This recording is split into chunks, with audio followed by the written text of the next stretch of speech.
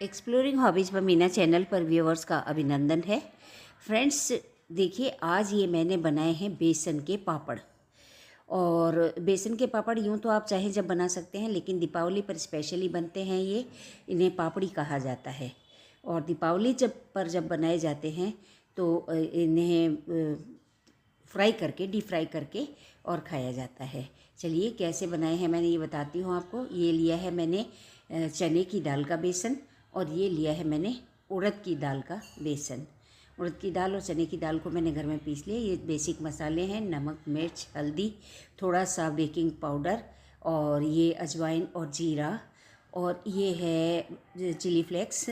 और घर में बनाए हैं मैंने, क्योंकि बाज़ार की चिली फ्लेक्स में बीज बहुत ज़्यादा होते हैं। ये थोड़ी सी अजवाइन भी ली है, और ये ले रही हूँ मैं साजी का पानी, जिसे मैं पापड़ बनाने में काम लेती हूँ। मूंग की दाल के जो पापड़ बनाती हूँ उसमें काम लेती हूँ मैं। तो चलिए बनाते हैं, शुरू करते हैं। और ये लगभग 250 ग्राम मैंने ये बेसन ले लिया है, चने की दाल का बेसन। और उसमें मैं 150 ग्राम 150 ग्राम मैं डालना चाह रही हूँ उड़द की दाल का बेसन। उड़द की दाल का बेसन डालने से क्या है, इनमें लोच अच्छा आ जाता है और स्वाद में तो फ़र्क नो डाउट पड़ता ही है।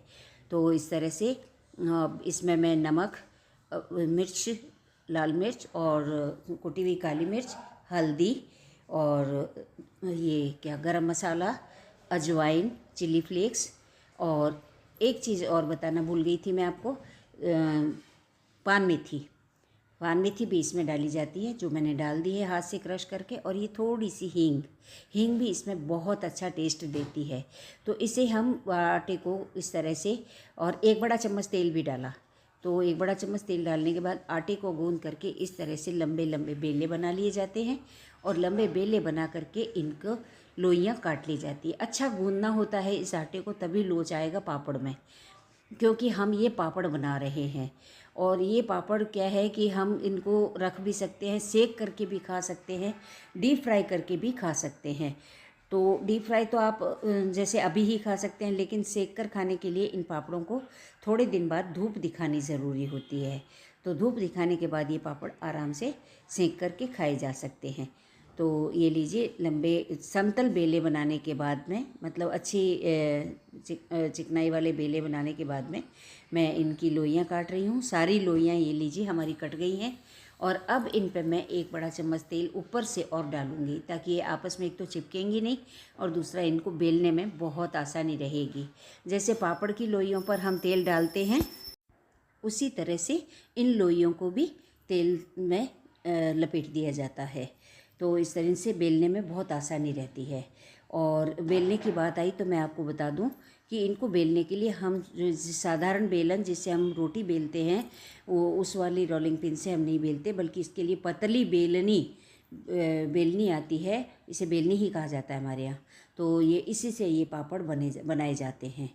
तो चलिए बनाकर दिखाती हूँ कि कैसे बनते हैं ये पापड़, नहीं बल्कि कैसे बेलते हैं ये पापड़। तो ये जो छोटी छोटी लोइयाँ हैं, इन्हें हम हल्के हाथ से बेलनी चला करके, और इनको बेल करके छोटी छोटी सी पूड़ी सी बेल करके और इनको साइड में रख लेंगे। इससे क्या है कि, और फिर इनको 1 मिनट इनको रखे रहने देंगे। और जब तक ये पहली लोई सूखेगी, तब तक हम लास्ट लोई का बना रहे होंगे। ऐसे कहीं रुक करके वेट नहीं करना है हमें। इस तरह से 5, 7, 10 लोइयाँ बना करके और आप रख सकते हैं, और उसके बाद में उन सबको एक साथ धीरे धीरे और बड़ा कर सकते हैं, बढ़ा सकते हैं। तो ये देखिए, ये सूखी होने के बाद में इन लोइयों को इस तरह से बनाना होता है, और ये छोटी छोटी लोइयों को हम इस तरह से बाद में बढ़ा सकते हैं। हाँ, अगर पापड़ बीच में टूट जाए, जैसा कि ये हुआ, तो ऐसे में क्या है कि रिपेयरिंग का भी ऑप्शन होता है। ये पापड़ रिपेयर भी हो जाते हैं, जैसे मूंग की दाल के होते हैं। मैंने मूंग की दाल के पापड़ का वीडियो डाल रखा है, उसका लिंक मैं आपको ज़रूर इसके डिस्क्रिप्शन में दूंगी, आप देखिएगा। तो इस मूंग की दाल के पापड़ कैसे बनाए जाते हैं। तो इस तरह से इसकी रिपेयरिंग करने के बाद में ये पापड़ बड़ा हो गया है। अब क्या है कि मैं आपको दिखा देती हूँ कि कैसे तीसरी बार में इन पापड़ों को हम और भी बड़ा कर सकते हैं। ऐसे इनको हवा काफ़ी लग गई है और अब सूख गए हैं, मतलब सूखने के बाद में अब इन पापड़ों को बेलना या बड़ा करना और आसान होता है। ये देखिए इतने पतले इनको बेलना है और मेरे हाथ में आ रहा है इतना बड़ा पापड़ बनेगा। इस तरह से देखिए आज मैंने ये इतने सारे पापड़ बना करके तैयार कर लिए हैं। इनमें से ऊपर जो कागज़ के ऊपर रखे हैं वो पापड़ मैं दिवाली पे डीप फ्राई करना चाहूँगी और बाकी के पापड़ बना कर रख लेंगे, धूप लगा करके सुखा लेंगे, जो हमारे सेकने में भी काम आएंगे। फ्राई करने के बाद में इन्हें हम इस बांस की टोकरी में निकालेंगे। मेरी सासू माँ ऐसा किया करती थी तो मैं भी ऐसा ये बांस की टोकरी काम में लिया करती हूँ। ऑयल को गर्म होने के लिए हमें काफ़ी थोड़ा सा पेशेंस रखना चाहिए, क्योंकि इसके लिए एक बार तेज़ आंच करके ऑयल को अच्छा गर्म कर लेना चाहिए। अभी ये जो मैंने पापड़ डाला है समझ लीजिए ये 90% ऑयल गर्म हुआ है जितना हमें चाहिए। थोड़ा सा हमें और वेट करना होगा। उसके बाद जैसे ही पापड़ डालेंगे तो वो सिकना चाहिए और तलने के लिए बस ये देखिए इस तरीके से। और इन पापड़ों को एक एक करके ही फ्राई किया जाएगा।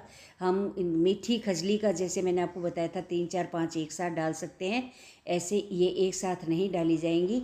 और उनको निकालने के लिए हम झर की मदद भी ले सकते हैं, लेकिन इसमें झर की मदद की आवश्यकता नहीं है।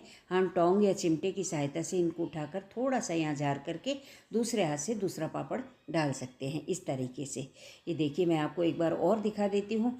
डालने के बाद में जैसे ही ये एक तरफ से सिक जाए इसको पलट देना चाहिए टोंग की सहायता से, और उलट दोनों तरफ से अच्छा सिकने के बाद में इसको उठा लेना चाहिए वहाँ से और उस टोकरी में, बांस की टोकरी में रख देना चाहिए। बांस की टोकरी आपके पास ना हो तो आप किसी भी जाली वाली चीज़ पे रख सकते हैं, नहीं तो बटर पेपर तो है ही अपना।